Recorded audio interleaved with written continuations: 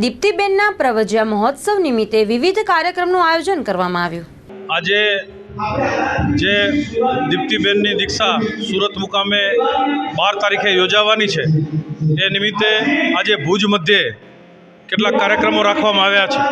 વિશેષ કરીને આજે પૂજન અને અભિષેક રાખવામાં આવ્યો છે।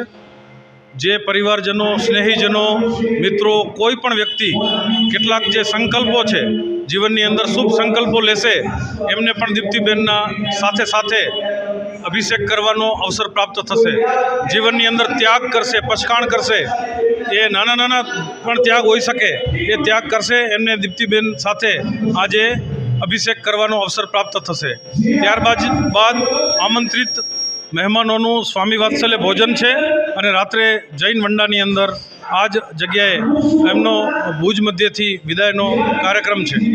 મારી આપ સૌને અને આપના માધ્યમથી સૌ ધર્મપ્રેમી લોકોને, જનતાને આમંત્રણ છે કે આ બધા જ કાર્યક્રમોમાં આપની અનુકૂળતા મુજબ લાભ લેશો।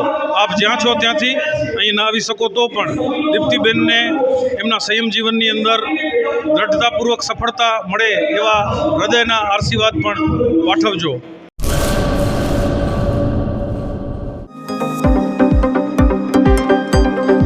વિશાળ રેન્જની મલ્ટી બ્રાન્ડનો ઈ-બાઇક શોરૂમ એટલે શ્રી એન્ટરપ્રાઇઝ। માત્ર 45,000 થી લઈ હાઈએસ્ટ રેન્જના ઇલેક્ટ્રિક મોપેડ હાજર સ્ટોકમાં।